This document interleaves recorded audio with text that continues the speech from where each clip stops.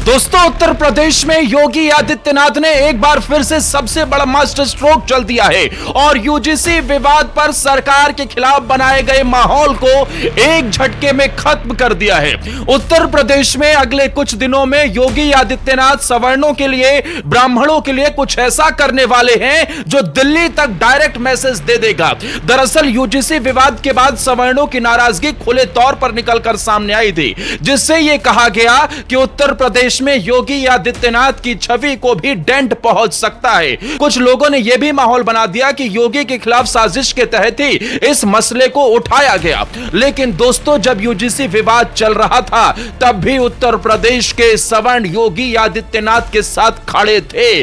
तब भी ये नारे लग रहे थे कि योगी तुझसे बैर नहीं और डैश डैश तेरी खैर नहीं। उस वक्त भी ये क्लियर हो गया था कि उत्तर प्रदेश में चाहे सवर्ण हो, चाहे पिछड़ी जाति हो, चाहे दलित हो, योगी का साथ छोड़ने के लिए कोई तैयार नहीं है। लेकिन दोस्तों, योगी उस समय ही भाप गए थे कि अगर इस मसले को सही वक्त पर डील नहीं किया गया तो कहीं ना कहीं चुनाव के वक्त नुकसान हो सकता है। और उससे ही भापते हुए उत्तर प्रदेश की सियासत में योगी आदित्यनाथ कुछ ऐसा करने वाले हैं जो सवर्णों, ब्राह्मणों की नाराजगी को पल भर में दूर कर देगा। दोस्तों, उत्तर प्रदेश में ब्राह्मणों की आबादी करीब 10-11% के आसपास है और यह सवर्णों का वोट बैंक उत्तर प्रदेश की राजनीति में बेहद महत्वपूर्ण है। योगी आदित्यनाथ खुद भी क्षत्रिय समाज से आते हैं, जो कि खुद वो सवर्ण समाज से ही हैं। लेकिन जब दिल्ली से एक फरमान जारी हुआ तो उसका उबाल उत्तर प्रदेश में देखने को मिला और इसका सियासी फायदा उठाने के लिए शिवपाल यादव और अखिलेश यादव मैदान में आ गए। वही यादव चाचा भतीजे जिन्होंने एक वक्त पर ब्राह्मणों के ऊपर, ब्राह्मण परिवार पूरा 5 लोगों की वहां पर हत्या हो गई थी और वो मौन थे। किस तरीके से मरवाया गया, किस तरीके से अत्याचार होते थे, ये किसी से छिपा नहीं है।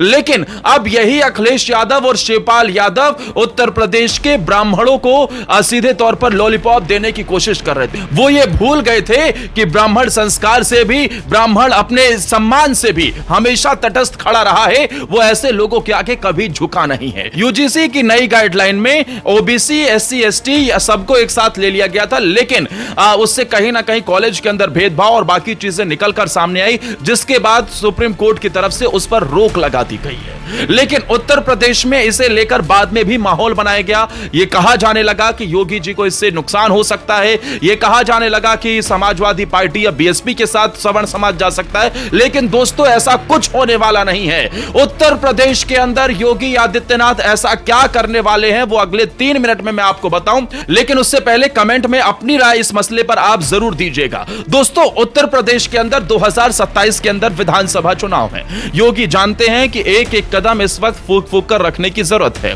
बीते दिनों लगातार माहौल बनाया गया, चाहे ब्राह्मणों की बैठक हो, उसके जरिए से भी ये टारगेट करने की कोशिश की गई कि योगी सरकार ब्राह्मणों के साथ नहीं है। लेकिन लोग भूल गए थे कि उस बैठक में शलभ मणि त्रिपाठी भी मौजूद थे, जो योगी आदित्यनाथ के बेहद खास माने जाते हैं। उसके बाद फिर यह देखने को मिला कि यूजीसी का विवाद में भी यह कहा गया कि कहीं ना कहीं उत्तर प्रदेश की सरकार को टारगेट करने के लिए, योगी जी की छवि को नुकसान पहुंचाने के लिए कुछ ऐसा कदम उठाया।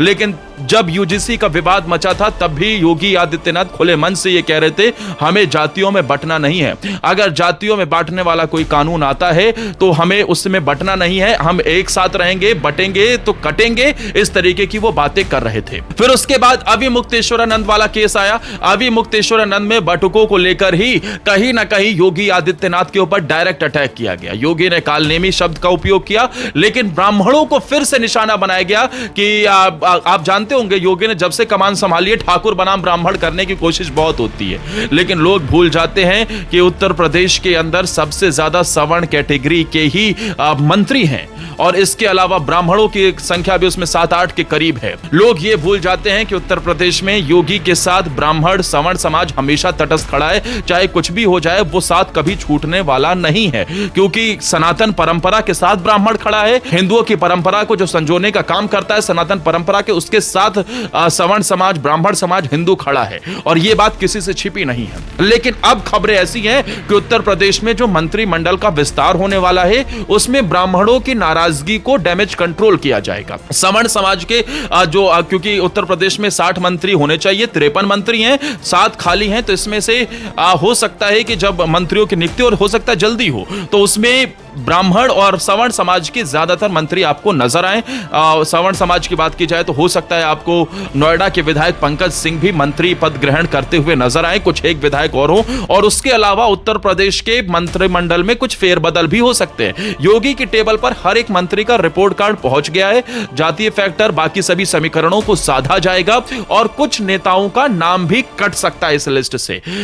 ऐसे नाम जिन्होंने सही तरीके से काम नहीं किया है, जिन्होंने योगी जी की बात नहीं मानी है, उनका पत्ता हो सकता है कि अब मंत्रिमंडल से कट जाए और अब जो नया मंत्रिमंडल नजर आएगा उसमें सवर्णों की नाराजगी को दूर करने के लिए कोई फॉर्मूला अपनाया जाएगा। दूसरी तैयारी उत्तर प्रदेश में बीजेपी ये कर रही है कि ग्राउंड लेवल पर जो माहौल बनाने की कोशिश है उसे संघ के स्वयं सेवकों के साथ मिलकर, बीजेपी के कार्यकर्ताओं के साथ मिलकर ग्राउंड पर वो नाराजगी को दूर किया जाए। खुद ग्राउंड पर बीजेपी के कार्यकर्ता उतरेंगे और बताएंगे कि किसी भी तरीके से कोई भी फैसला सवर्णों के खिलाफ नहीं होने वाला है।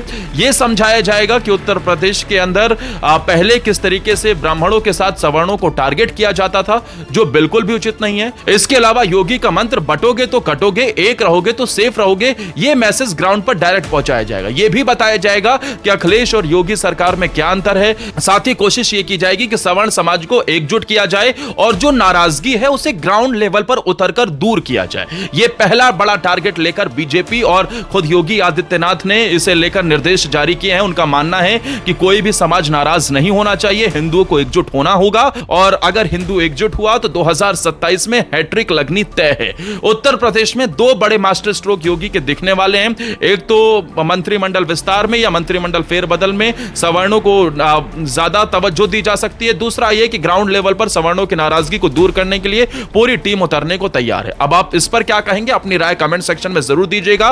वीडियो को ज्यादा से ज्यादा शेयर करें और हमारे चैनल को सब्सक्राइब कर लें। जय हिंद, वंदे मातरम।